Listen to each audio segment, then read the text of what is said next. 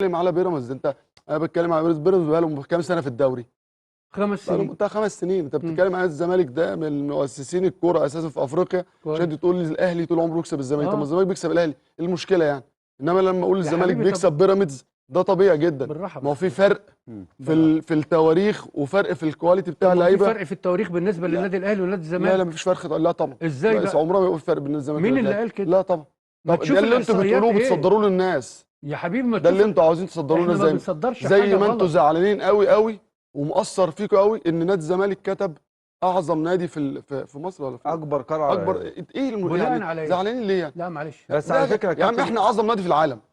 بس على فكره انت حر تقول اللي انت طيب عايزه. احنا حرين. إكرامي قال الوحيد يمكن من الناس القلائل قال هو حر الزمالك عشان هو بس حر طبعا كويس. لكن يعني النهارده كابتن انت إكرامي فتحت الموضوع ده على ده خالص وما تبقوش زعلانين وكل الازمات دي بتحصل وتغيروا مدير الكوره وتغيروا مدير النادي. ممكن يرد بعد اذنك؟ ممكن ارد عليك؟ اتفضل.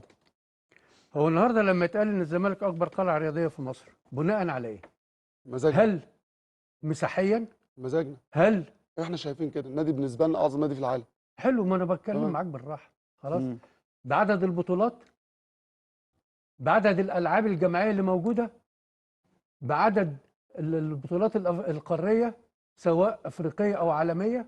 لا ده في فرق كبير قوي ما بين الاثنين. لا مفيش فرق. يعني النهارده نادي الزمالك بيمتلك فرع واحد بس، النادي الاهلي بيمتلك 3 وفي سبيله انه يعمل الرابع. خلاص. بطولات الدوري بالنسبه للنادي الاهلي قد ايه؟ الاهلي عنده 4 جزيره، مدينه نصر، شيخ زايد، التجمع. ايوه صوره 4 معلش. خلاص.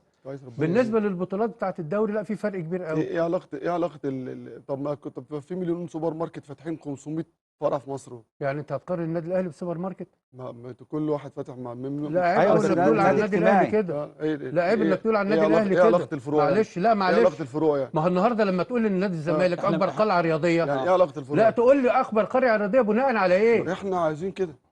خلاص انت حر بقى. انت بتكذب كذبه وبتصدقها. لا مش اللي بكذب، دي بتاعتك انت. لا الكذب عندكم انتوا كده. النادي الاهلي ما كتبش عندنا. مش عندنا حاجه. عايزين ما هي كده. طيب لا الكذب عندكم انتوا مش عندنا. لا مش عندنا. لا احنا ما بنكذبش. لا عايزين نخرج. احنا الارقام هي اللي بتحدد. رفعه المناخير ديت. لا رفعه مناخير ايه؟ لا احنا حرين نرفع مناخيرنا. طيب احنا بنرفع مناخيرنا بناء على البطولات وبناء على كل حاجه. مناخيركم كابتن. ايمن احترامي الكامل للكابتن اكرامي واحترامي الكامل للكابتن ايمن. انت قلت ايه؟ من حقنا نقول بس خلاص. وهو الكابتن اكرامي قال لك برضه احنا من حقنا. خلاص الموضوع بسيط. وعلى فكره تاني بقولها لك، كابتن اكرام في الحلقه اللي فاتت لما اتسال السؤال دوت خلاص عايزين نقفل الصفحه دي بقى. هو اللي فتحها يعني مش انا. عايزين. لا انت عشان هو ما اتكلمش فيها بس موجود. لا وحتى لو الحلقه اللي فاتت لما سالنا كابتن اكرامي قال لك ايه؟ قال لك الزمالك حر يعمل اللي هو عايزه بس كده. كان الموضوع كان واضح بالنسبه له. صح. كل يعني واحد هو ما قالش اللي هو عاوزه. طبعا بالظبط كده. طبيعي جدا. فالموضوع بقى نقفله ده. احترام طبعا وتقدير الكابتن اكرامي واحترام وتقدير الكابتن ايمن. سيبقى الاهلي والزمالك قطبي الكره المصريه. بس سيبقى الاهلي والزمالك حاجه كبيره قطبي الكره المصريه. والزمالك حاجه كبيره اكبر جداً. شعبيه في الوطن العربي وفي افريقيا وفي مصر الاهلي والزمالك. تمام. احنا طبعا. يا جماعه احنا قدام مشاهدين بتشوفنا ومشاهدين لازم تقدرنا وتحترمنا. احنا هنا ما بنشجعش، احنا هنا بنغير على الاهلي وبنغير على الزمالك، ويمكن عندنا كلنا انتماءات ونغير طبعا على انتماءاتنا اكتر، لكن لازم نبقى واقعيين في كلامنا مع الناس، ولازم كلامنا مع الناس يوصل لهم بشكل كويس. وخلي بالك برضه يعني خلي بالك يا ايهاب، يعني احنا انت بس بتناقش حاجات ما تزعلش مني بتتفرض علينا. معلش يعني انت مهيب. بتناقش موضوع هو في برنامج طلع ان الزمالك اكبر قلعه رياضيه؟ لا الزمالك هو اللي قال كده. تمام. هو يحترم على فكره كابتن وشكرا. كابتن الموضوع يتقفل. ليه الموضوع خد كل الهيصه دي؟ مش فاهم ليه يا كابتن كابتن قال كلمه كويسه، قال لك بمزاجنا، يعني حاجه بالمزاج فعادي فن وهزار وخلاص يا جماعه ما فيش مشكله. يعني انا شايف الموضوع نفخ في الموضوع ده كبير حاجه ما تزعلش حد. مش الموضوع بالعكس يا جماعه احنا المفروض نتجاوز الكلام ده، يبقى كلامنا اكتر في الفنيات والكلام، ويبقى الشكل ان شاء الله في الامارات شكل يليق بالكره المصريه وبالفرق المصريه. تمام. يعني انا شايف ان السوشيال ميديا لعبت دور كبير جدا جدا جدا بين القلعتين، لكن شوفوا النهارده علاقات مجلس اداره النادي الاهلي مع الزمالك عامله ازاي، علاقه محترمه جدا، الكباتن الاهلي والزمالك عامله ازاي، الدنيا عامله ازاي.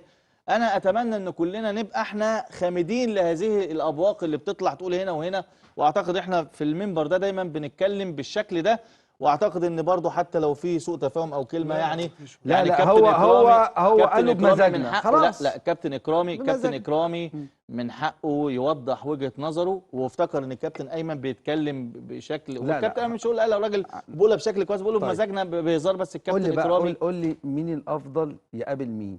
يعني طيب. الاهلي.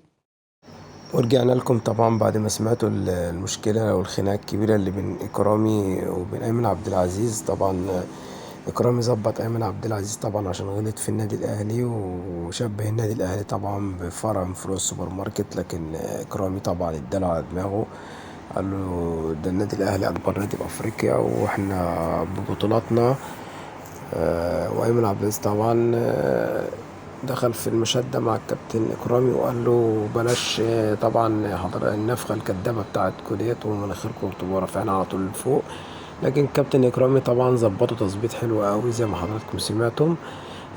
يا ريت حضراتكم ما تنسوناش تقولوا لنا رأيكم على الخناقة اللي حضراتكم سمعتوها بين كابتن إكرامي وبين أيمن عبد العزيز.